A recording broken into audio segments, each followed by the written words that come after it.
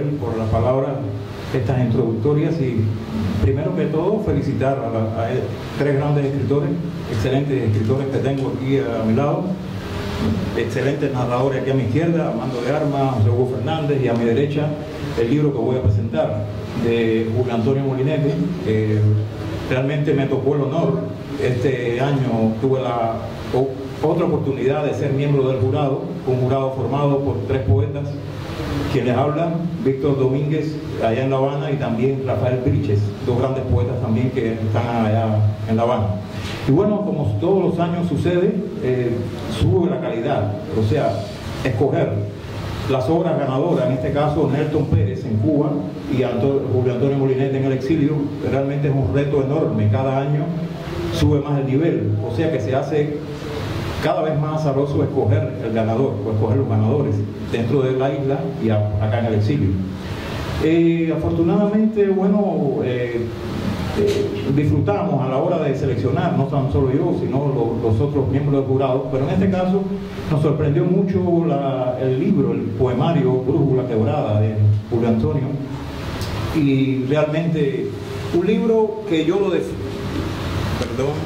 definí el libro con unas pocas palabras, definí el libro, y no sé si coincidirás, tú me dirás después, mi definición muy concisa, muy sobre tu libro, y yo pienso que es un poemario donde palpamos la circularidad del recuerdo, los puntos cardinales de elevación, el dolor profundo y sostenido en cada tramo de la esperanza, las notas a relieve de un náufrago que sobrevive sobre su poesía.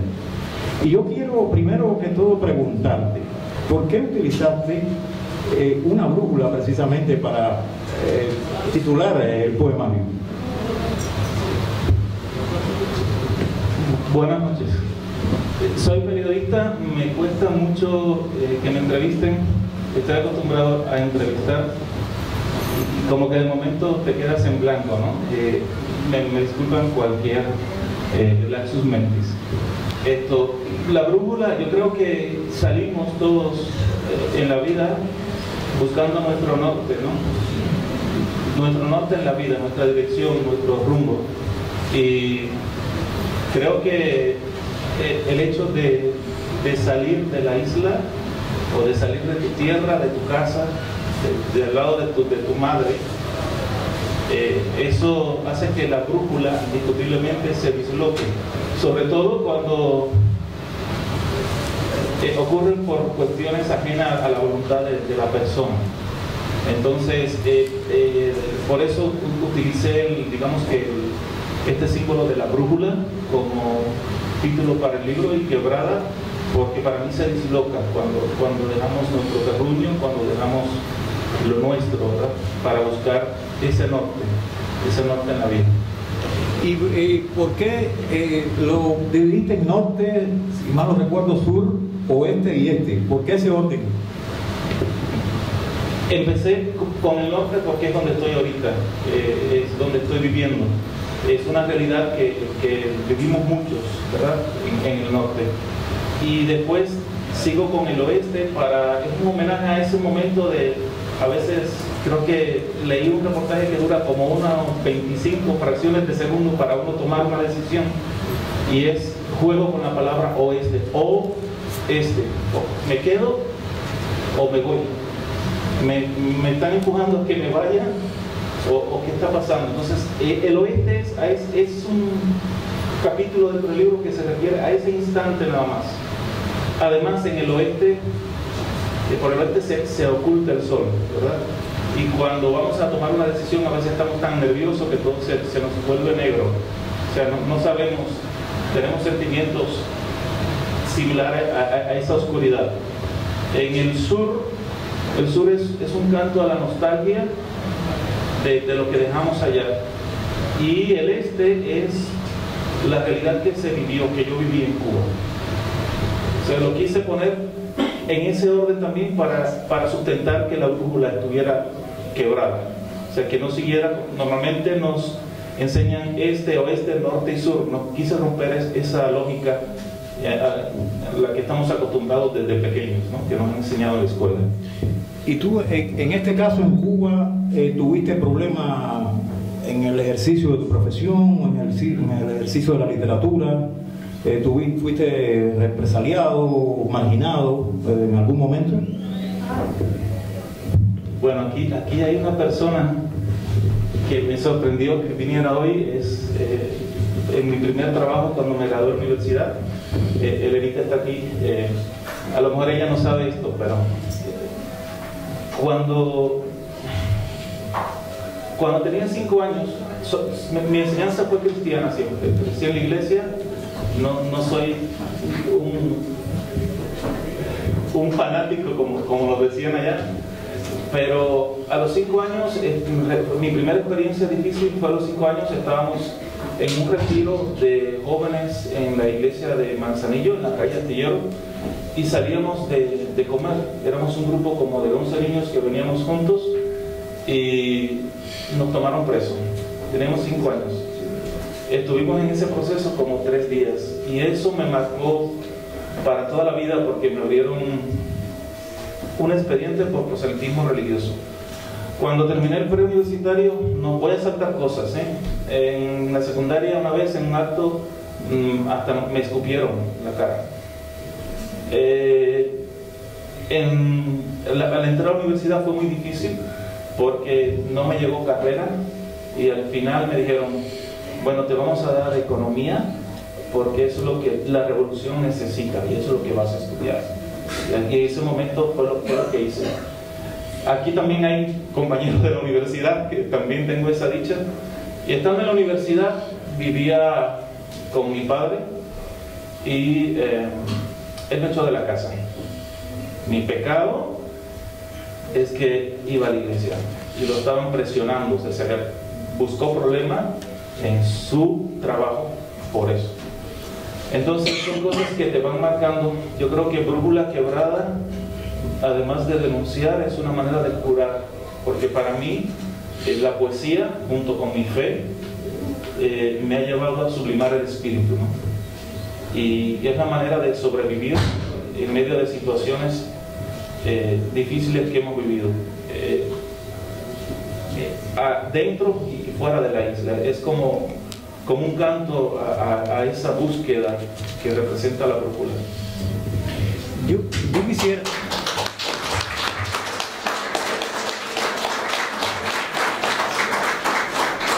Yo lo veo hasta cierto punto, cuando tú analizas el libro en profundidad, cada bloque, yo veo como algo así como una catarsis, no sé si estaré equivocado, sobre todo en la última parte del libro. Y yo quisiera leerte un poema que a mí me llamó mucho la atención, que se llama Combate Tierra Adentro, que dice: el vecino que me amenaza con el látigo de su lengua, con los dardos de fuego de su mirada, yo le muestro el cielo donde un papalote danza entre los vientos. Él a lo sumo logrará ponerme tras las rejas, yo en cambio podría enseñarlo a volar. ¿Qué quieres decir específicamente con este poema? Yo creo que el ser humano tiene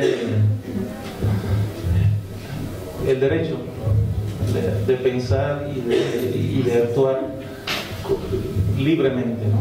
De defender lo que cree, lo que piensa. En este caso, mi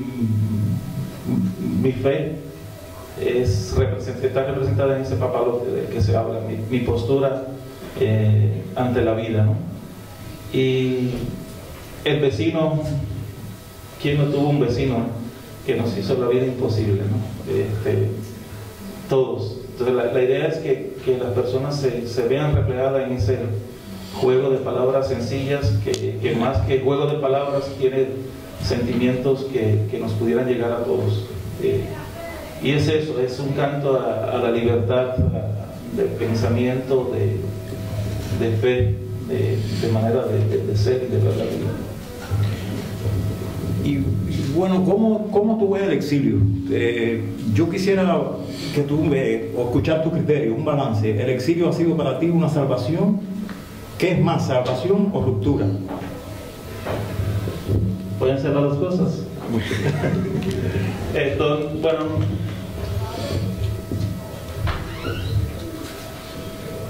Sí, el exilio fue un cambio completamente diferente a la vida que tenía, que estaba llevando. Una decisión que tomas de manera repentina o presionado por todos los años que traes a cuesta y todas las experiencias vividas. Y el exilio, digamos que sí, que me ha dado esa posibilidad de ser yo, de andar como quiero andar, de pensar como quiero pensar, de vivir como quiero vivir. O sea, no estoy escondiéndome para ir a la iglesia, no estoy escondiéndome para hablar con nadie, no estoy escondiéndome para...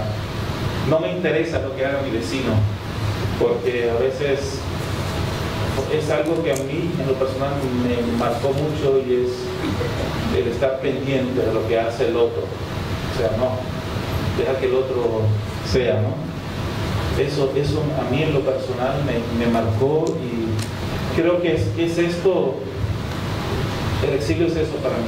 O sea, si lo podemos llamar exilio, porque me uno a lo que dijo ahorita, se me olvidó el nombre de la señorita, que todos somos cubanos al final, todos somos seres humanos, y en determinado momento cada quien en su situación ha vivido momentos, cada uno de nosotros es una brújula, cada uno de nosotros tiene sus experiencias y es digna de que sea respetada, considerada, que sea tenida en cuenta. Bueno, muchas gracias, Julio Antonio Molinet. Gracias por tus palabras y... Me hiciste sudar. Y bueno, en aras del tiempo, quiero pasar a mis otros dos colegas, invitar a Denis Fortún acá a presentar el libro de mi colega Armando de Armas. Bueno, buenas noches. Yo llegué tarde porque están trabajando, no entiendo mucho cómo está funcionando la dinámica de este año en Vista. De hecho, este año Vista está como que muy diferente, ¿no?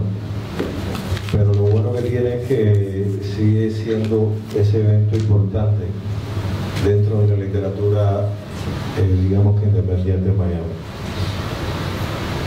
Pues yo tengo la suerte, y lo digo así con toda desfachatez, de presentar la novela de un amigo por más de 30 años. ¿Está bien? Sí, claro. Ya, pero es mayor que yo, pero tenés más memoria que yo. No mucho. Y bueno, esta novela, El Guardián en la Batalla, premio Reinaldo Arena, en concubinato contigo, ¿no? El jurado, sí, porque fue una suerte de concubinato literario. El jurado decidió que estas dos novelas pues eran las ganadoras. No sé quién va a presentarlo a él, yo estoy presentando, yo defiendo a este, y este es mi campeón. No veo gris conjunto porque era Luis Felipe, pero Luis Felipe es muy mal quedar, es amigo mío, pero es muy mal quedar. no, está enfermo. Ah, está enfermo, siempre se enferma, comando. ¿Quién te va a presentar entonces? Bueno, Añel debería. Añel debería ser lo que es el... Más de emergente, Añel. Añel es el... Ya. Bueno, yo voy a leerles a ustedes lo que yo considero sobre la novela dentro de la narrativa de Armando de Armas, que la conozco no en su totalidad. El hecho de que yo sea amigo de él no quiere decir que me lo haya leído todo. Él es bastante introvertido en ese sentido, que nada más que me pasan los libros publicados, excepto la tabla que me la dio en su primera versión, que realmente era una tabla, era una cosa enorme. Bueno, dice en cuanto a la novela El Guardián de la Batalla, dice: leí alguna vez que un escritor tiene la obligación primera de recrear su tiempo con veracidad. En el caso nuestro, dispersados por el mundo, a merced del descrédito por la única condición de no comulgar con una dictadura, es doblemente importante que un escritor cubano deje testimonio, amén de la ficción, de lo que hemos padecido todos estos años. El Guardián en la Batalla es justamente eso. Describe un lapso en la existencia de un hombre que, incluso desde aquí, algunos pretenden desvirtuar su historia sino esconder. Amadís, hijo de pez, bojea y circunvala alrededor del caimán y finalmente, agotado del agua deshonesta, lo deja atrás para anclar en la península. Hijo también de una libertad que intuye, bajo la égida del absolutismo es muy difícil experimentarla en su magnificencia, va contando su vida y entre tanto arremete contra el igualitarismo, la religión, el amor, el sexo, el tiempo, y nada escapa. Como una suerte de irreverente dadaísta se porta, se mueve y se levanta en contra de lo convencional. Amadís goza de sacralizar lo que durante mucho otros han pretendido enaltecer, vendiéndonos una verdad improcedente, manipulada, muy lejos del contexto efectivo. Sí, Amadís es también un héroe porque se enfrenta con sus armas, las que le ofrecen la ilegalidad que ha elegido, que no es oveja del manso redil, y como tantos rechazados le canta lo marginal, lo convierte en epopeya y dignifica al bajo mundo. Y Amadís tiene rabia y esta lo impulsa a atacar a las huestes de los monicongos, embiste con odio, con sobrado cinismo, con la burla descarnada y lo mejor, sin el resentimiento que termina en la autocompasión. Gracias a Dios del aire acondicionado. Este es el drama y, por qué no, la comedia de un personaje que en ocasiones es príncipe, luego truán y siempre guerrero. Curador y encargado de su tiempo, el de otros, y el de una isla que de orillas va terminando en zócalo, erosionándose. Esta es la savia de un individuo que ejerce una labor que odia, detesta a los guardianes, los custodios, y es, incluso en el oficio, el antiguardián. Esta novela es la que relata alternativas de un sujeto que más que vigilante, y esto es muy cierto, hay que vigilar, que vive un exilio con reglas complicadas, sobre todo al inicio de establecerse. Armando de Armas narra a sí mismo sobre aquellos que rodean a Amadís, los que estuvieron antes, las que estuvieron, los y las de ahora, que fueron cómplices o participan todavía de las miserias, alegrías o hasta de la más simple desobediencia civil que obligó a Amadís a inventarse un derrotero secundario de zonas hondamente grises para por fin conseguir la luz. Sin embargo, no es esta una novela para nada estricta. Armando se vale del lenguaje de alegorías para contar, ya sean pasajes eróticos o andando en medio de lo alucinado, aun cuando lo terrenal y grotesco no lo esconde con mojigatería. Preparando esta presentación leí una reseña que escribiera Armando Añel a este cuadro y confieso que me ha resultado sumamente interesante y coincido por la perspectiva en que ubica al guardián en la batalla.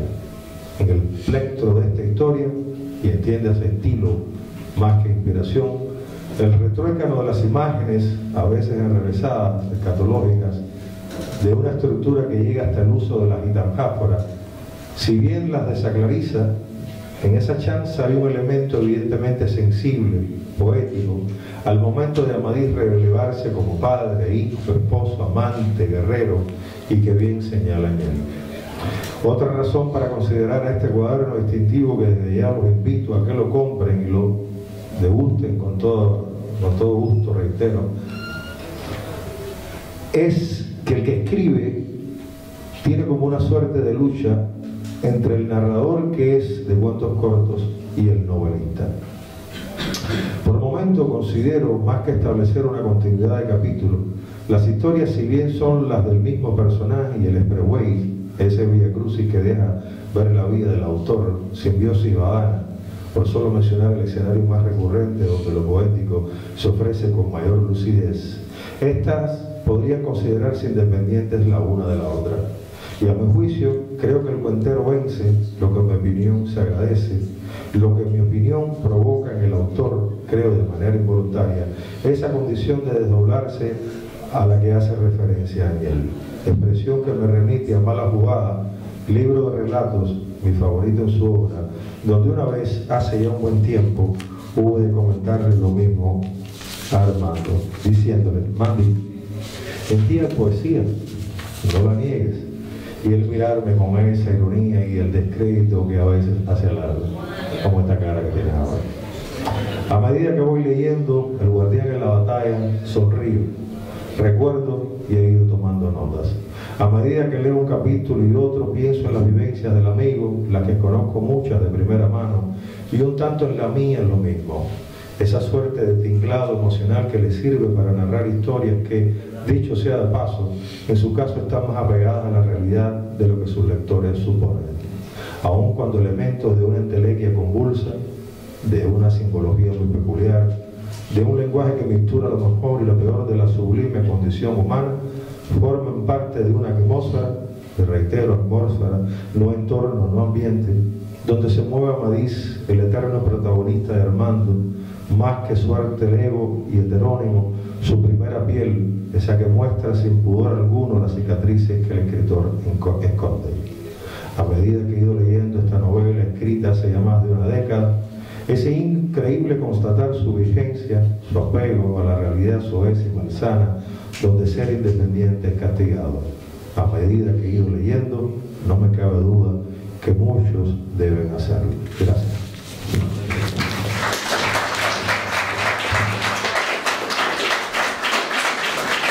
Les voy a leer la reseña del libro ganador, Nanas para dormir a los bobos, de José Hugo Fernández. Esta es la reseña que escribe para esta presentación Luis Felipe Rojas. Después de 20 libros escritos, José Hugo Fernández llega a esa planicie en el que el escritor necesita muy poco para decir y dice mucho.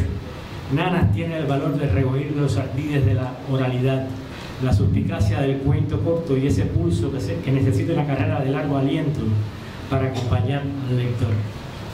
Los que se acerquen a este libro podrán gozar de aquella máxima de Poli del Alma: el cuento, si breve, monterroso. Lo digo en los términos narratológicos que mejor se ajustan a una selección de cuentos que acaba de alcanzar el premio Reinaldo Arenas en su segunda edición, lo que habla muy bien de su jurado, de la cuidada edición del incansable Armando Añel y esa voz que hay que empezar a reconocer de una vez entre nosotros, como es la de José Hugo Fernández.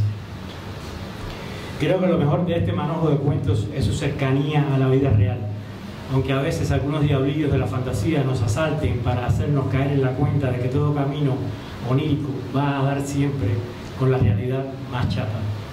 Los personajes que integran este todo que es Nanas vienen de ese Aeda que a la manera de los antiguos iba de pueblo en pueblo recogiendo historias para luego devolverlas en el tamiz de su propia lengua.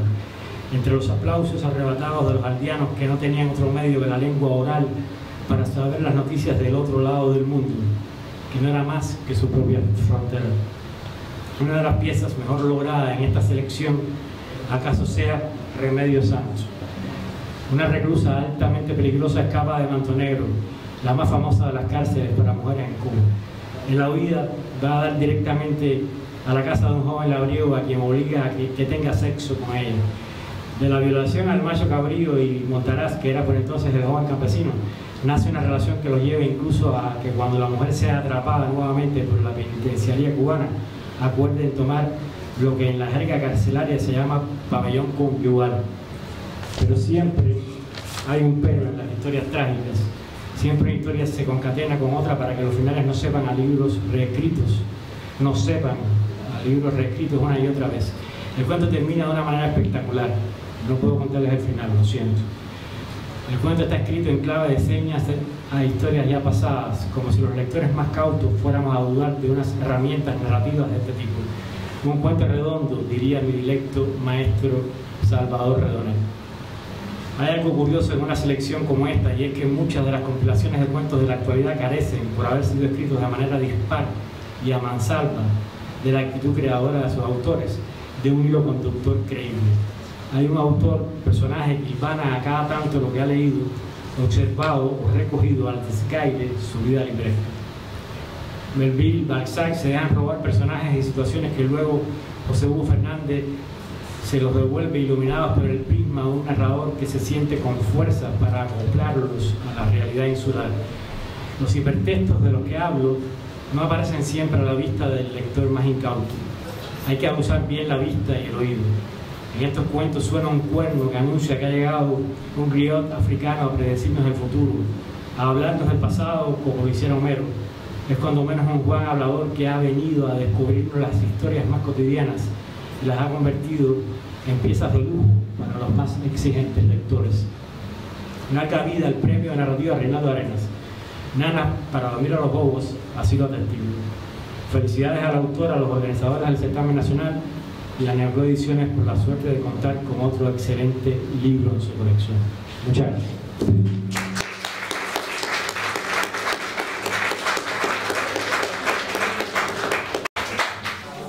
Yo traje algo escrito para ser breve y no aburrir a nadie, aunque tú no aburriste a nadie, tú fuiste muy breve también. No lo voy a hacer. Yo lo que estoy es muriéndome, bro. Sí. Vine de guapo. Ya. Vamos a ver.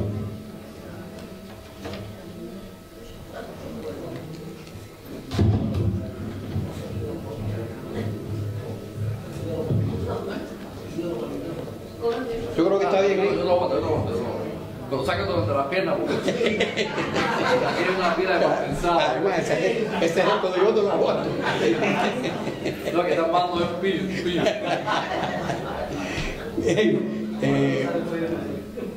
Padezco un arraigado prejuicio contra los premios literarios. Igual que algunos otros escritores con los que compartí en La Habana más de 20 años de marginación e invisibilidad social, estoy hecho a la idea de que en los concursos no es excepción, sino regla, que salga premiada la amistad o el compromiso gremial, entre otros intereses extraliterarios que pueden coincidir con la relevancia de la obra escogida, pero por lo común no coinciden. Posiblemente se trata de una aberración de parte mía, como otras tantas que he sufrido y sufro.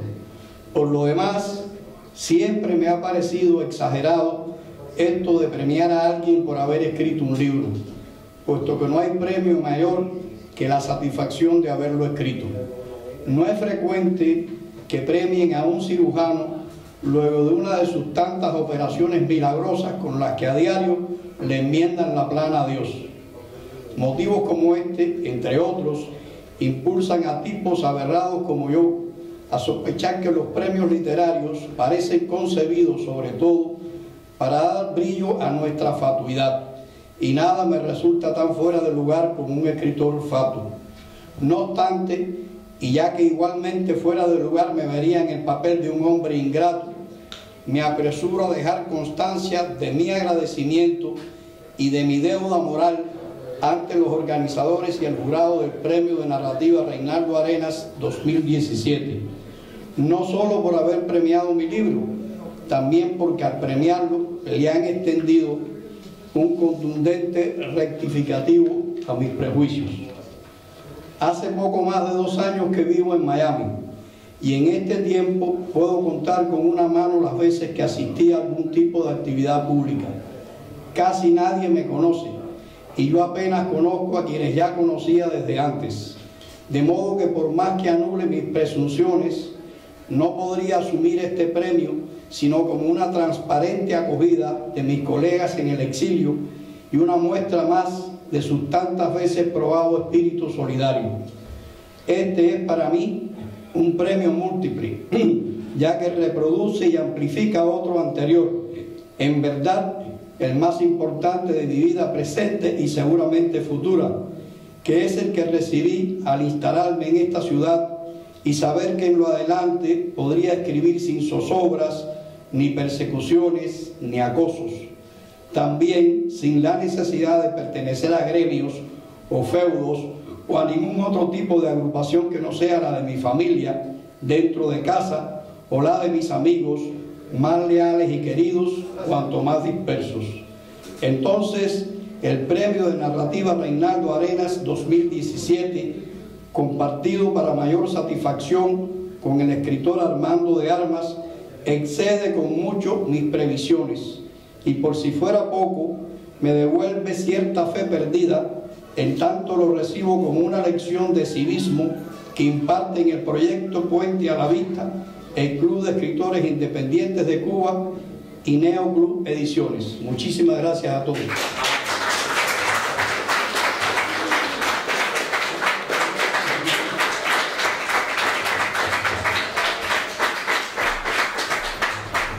Las dos palabras, los dos sustantivos del título,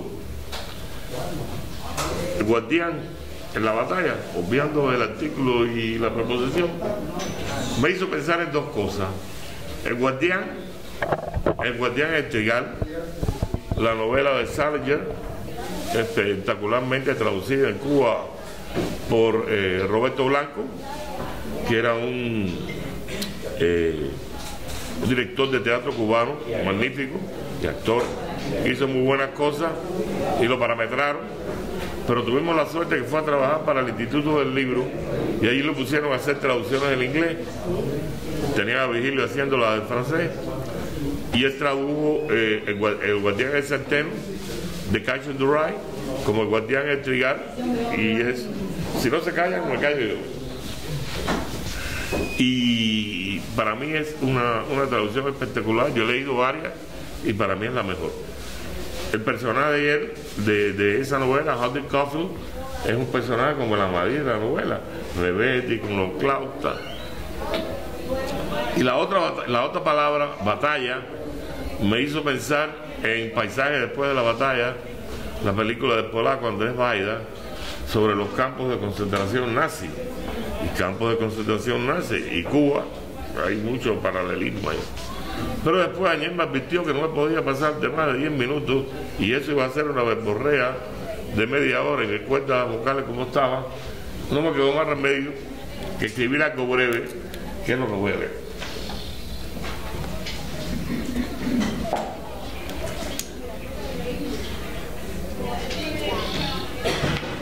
Y después me dedica el libro. Claro. Como esa.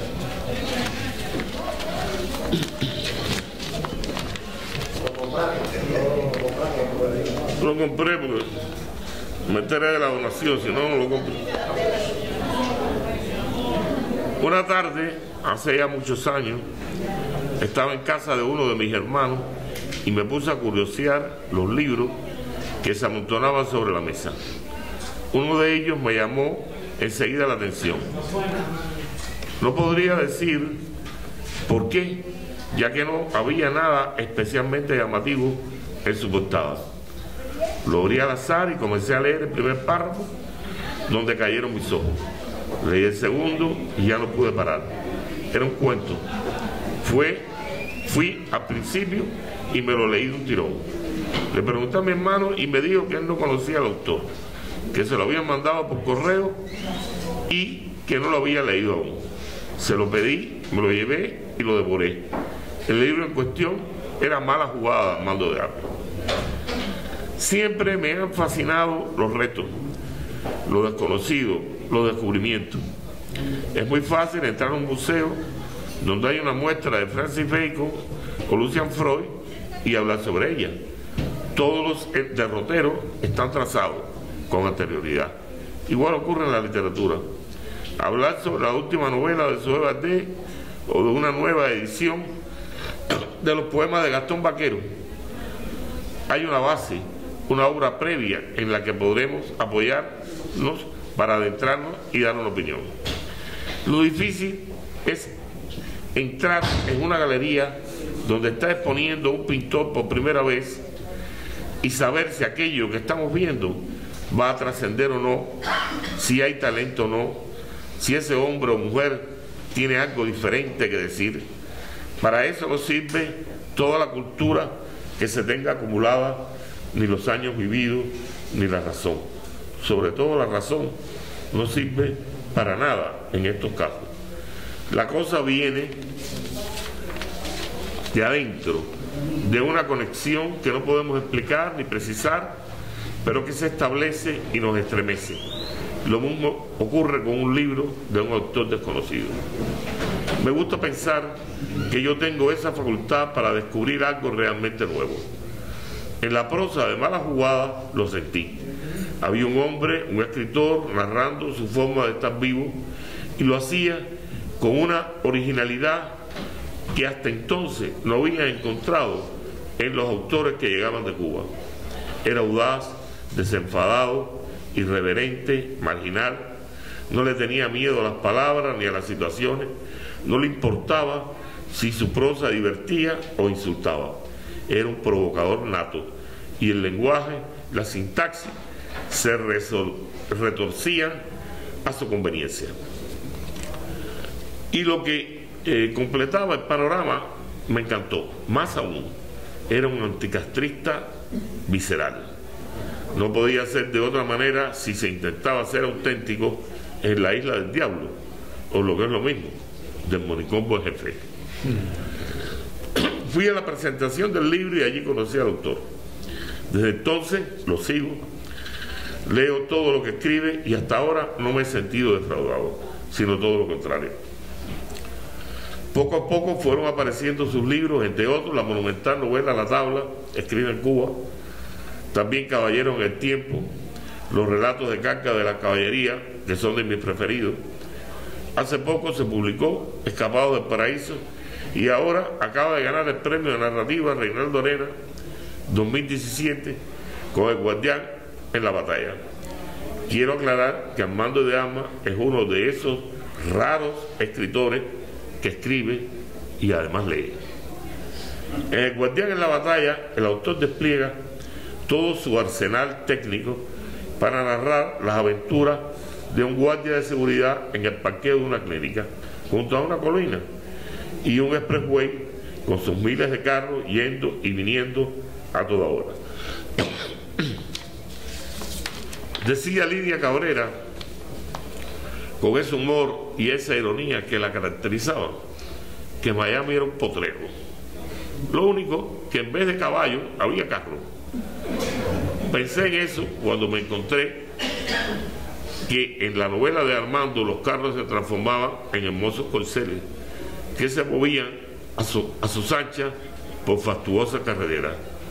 En el mismo lugar trabajaba una bruja, tal vez una reencarnación de Urganda la desconocida, que como es natural se desplaza en una escoba, friccionando de paso sus jugosas tajadas con la lisa madera. Por lo menos eso piensa el Guardián, que le saca partido al asunto con sonoras combinaciones verbales, con divertidos juegos de palabras y elucubraciones que vuelven a las novelas de caballería, a la maíz de Gaula, tan cara al autor. Todo eso está aquí, pero también, y para mí, fue sorprendente, viniendo del que siempre he pensado que era un tipo antimusical, trozos y parodias de canciones, pueblito mío, aquí árbol mío, que estás en la colina, tendido como un viejo que se muere, Feliciano.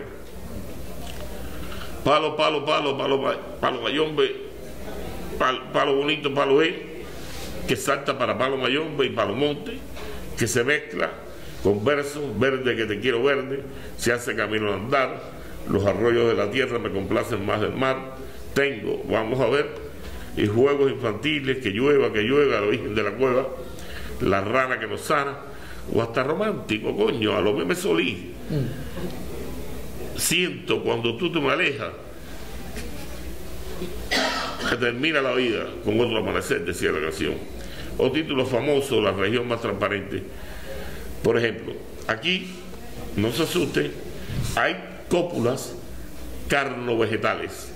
También correspondencia desde y hacia el infierno y emotivas descripciones de fotografía, una de las partes más hermosas del libro. Una particular rama dorada y hasta dioses egipcios haciendo de la suya. El colmo es una parodia insólita, maliciosa e insidiosa de un clásico de la literatura revolucionaria de los años 60, La cabeza de Batista, la cabeza de Batista. Tema central de uno de los cuentos, Los años duros, de Jesús Díaz, que aquí se transforma en la cabeza del caballo, la cabeza del caballo. Batista se ha transmutado en un caballo. En fin, el mar. Quiero decir, otro Armando de Armas legítimo. Pero quiero advertir a mis amables y sufridos escuchan que no deben abrigar falsas esperanzas, es decir, que no se embullen, que no voy a contar el desarrollo ni el desenlace de esta novela merecidamente galardonada. Los interesados estarán obligados a comprarla, que es para los que han hecho los libros, para comprarlo, leerlo y colocarlo en el librero. Solo me resta felicitar a mi amigo Armando de Armas por este premio, desearle salud y futuros triunfos. Muchas gracias.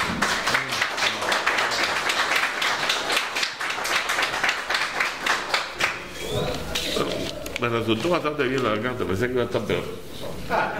Yo estoy igual. ¿Estás igual tú? Yo llevo 10 días así.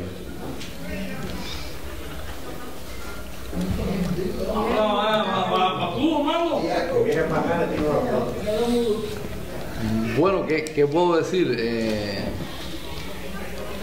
José es un autor que yo admiro mucho siempre, y oírlo escribir estas cosas sobre mi obra, que decir, es algo realmente importante para mí, ¿no? Esta es una novela escrita, como casi todo lo que escribo yo, con las vísceras y en circunstancias límites. Yo no consigo la literatura de otra manera. Yo tampoco. No veo la literatura facilona, para mí no es literatura. La literatura que no ancle sus raíces en lo más sucio y lo más sublime de la condición humana, para mí no tiene validez. Yo no escogí esto ni mucho menos, porque en realidad escribir de esa manera, lo que uno recibe por norma como premio son en Cuba persecución, allanamientos de morada, y fuera incomprensiones, ignorancia y otro tipo de censura también, la verdad, porque la gente como que no admite la honestidad, vamos a decir, literaria. Exigen normalmente honestidad en la vida cotidiana, pero cuando escribes con honestidad, la gente como que coge miedo, ¿no? Y está también digamos que es una obra escrita al margen y en contra de la dictadura imperante en mi país, y eso, ya tú sabes, te va a ganar más silencio. El silencio total por tirios y troyanos, porque de alguna manera rara, yo no sé por qué todo el mundo quiere congraciarse con esa dictadura, escritores, intelectuales y sobre todo las editoriales. En fin, que es un precio que uno paga, que uno no lo escogió, porque yo creo que uno no escoge nada, uno vive lo que le toca y punto. Y bueno, yo he tratado de hacerlo lo mejor que pueda, y cada cual lo hará lo propio, ¿no? Así que, bueno, recibir este premio para mí ha sido también significativo, porque los premios no deciden en definitiva acerca de la calidad de una obra o no, pero en este mundo de boberías y de internet y de televisión y de Facebook y de Twitter, es decir que el escritor debe ser señalado, debe ser distinguido para poder, es decir, premiado o reconocido para poder ser leído.